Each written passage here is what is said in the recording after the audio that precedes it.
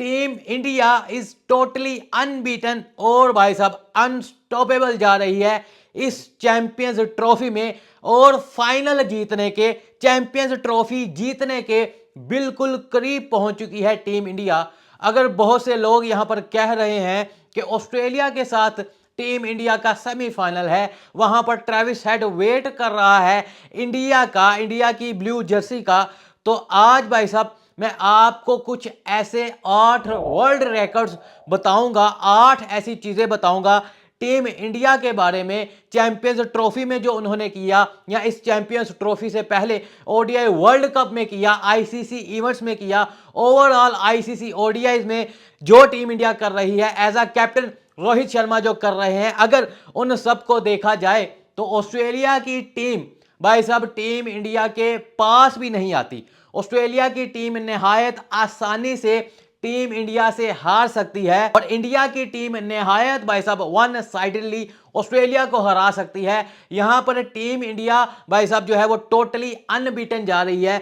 Australia के सामने भाई साहब ये जो टीम इंडिया है ना वो पहाड़ साबित हो सकती है। सिर्फ टीम इंडिया की कुछ अपनी गलतियां हैं शायद जिसकी वजह से इंडिया ये भाई साहब चैंपियंस ट्रॉफी सेमीफाइनल हार जाए, अदरवाइज भाई साहब टीम इंडिया को अब भाई साहब ऑस्ट्रेलिया भी नहीं रोक सकती। इस कदर भाई साहब ब्रिलियंट रिकॉर्ड लगाए हैं। सबसे पहले भाई साहब जो टीम इंडिया ने रिकॉर्ड लगा दिया है वो ये है कि भाई साहब टीम इंडिया लगातार आईसीसी के तीसरे इवेंट में अपने ग्रुप में टॉप पर आई है। ये भाई साहब जो रिकॉर्ड है ये भाई साहब हैरान कुन रिकॉर्ड है, यानी कि कोई टीम इस तरह कंसिस्टेंटली किस तरह भाई साहब अपने रिकॉर्ड को मेंटेन रख सकती है। इससे पहले भाई साहब मैं 3 इवेंट की बात बता दूं आपको। पहले भाई साहब ओडीआई वर्ल्ड कप 2023 हुआ, उसमें भी टीम इंडिया अपने ग्रुप में नंबर 1 टॉप पर रहती है। फिर उसके बाद T20 वर्ल्ड कप जिसके वो चैंपियंस हैं वहां पर भी अपने ग्रुप में टॉप पर रहती है टीम इंडिया। और अब ये भाई साहब चैंपियंस ट्रॉफी 2025 में टीम इंडिया अपने ग्रुप में फिर से टॉप पर आई है। इसके अलावा अगर भाई साहब as a captain Rohit Sharma की बात की जाए तो रोहित शर्मा की भाई साहब जो मिनिमम 10 मैचेस 15 मैचेस को देखते हुए परसेंटेज की बात कही जाए तो रोहित शर्मा की एज अ कैप्टन भाई साहब 92% विन रेशियो जा रही है। ये रिकी पॉन्टिंग का भी रिकॉर्ड उन्होंने तोड़ डाला है। इसके अलावा भाई साहब अगर बात करें पिछले 22 वनडे मैचेस में टीम इंडिया अभी तक सिर्फ एक मैच हारी है।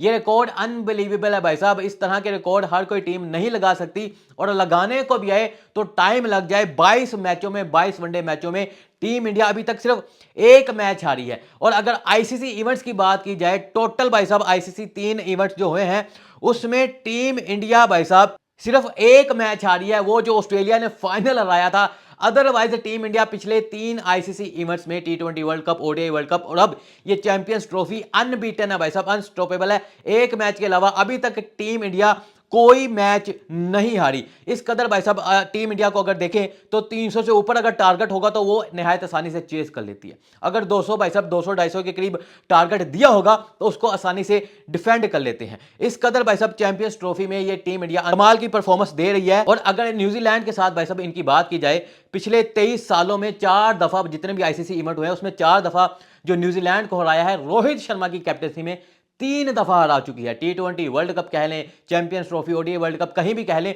और एक दफा गंगोली यानी कि रोहित शर्मा की कैप्टनसी में टीम इंडिया के पास निहायत अब शानदार चांस आ चुका है कि वो भाई साहब इजीली हरा सकते हैं। भाई साहब जो वरुण चक्रवर्ती ने किया, जिस तरह आज उसने फाइफर मारा भाई साहब, वो इंडिया की तरफ से तीसरे बन चुके हैं। शमी भी इसके अलावा हैं जिन्होंने भाई साहब ये फाइफर मारा है चैंपियंस ट्रॉफी में। इस कदर भाई साहब टीम इंडिया के पास अब स्पिनर्स मौजूद हैं, 5-5 स्पिनर्स वो लेकर गए हैं। ऑस्ट्रेलिया को अगर देखे जाए, ऑस्ट्रेलिया के साथ देखा जाए तो ऑस्ट्रेलिया के पास स्पिन क्वालिटी इस कदर नहीं है। ऑस्ट्रेलिया का जो है ना वह यहाँ पर आकर पलरा नीचे चला जाता है। इस कदर भाई साहब टीम इंडिया के पास ऑलराउंडर कंप्लीट है, उनके पास ओपनर हैं, उनके पास स्पिन का जो जादू वो पूरा मौजूद है। और जिस तरह भाई साहब ये वरुण चक्रवर्ती ने पिछले 2021 में जब T20 वर्ल्ड कप हुआ था उसमें यहां पर कोई विकेट नहीं मिली थी और अब यहां पर क्या कमबैक किया भाई साहब वरुण चक्रवर्ती ने, यानी कि 2021 के बाद 4 सालों के बाद 2025 में आकर फाइफर मारा है उसी ग्राउंड जहां पर पाकिस्तान के हाथों इंडिया को शिकस्त हुई थी, हार हुई थी T20 वर्ल्ड कप में। और वरुण चक्रवर्ती का भी रिकॉर्ड कोई अच्छा नहीं था, उसी ग्राउंड में आकर फाइफर मारा। यानी कि टीम इंडिया को भाई साहब जो है ना उनकी बेंच पर बैठे वो जो टैलेंट वो भी मिल गया है कि वहां पर भाई साहब किस तरह से अब स्पिन और मिल गया है कि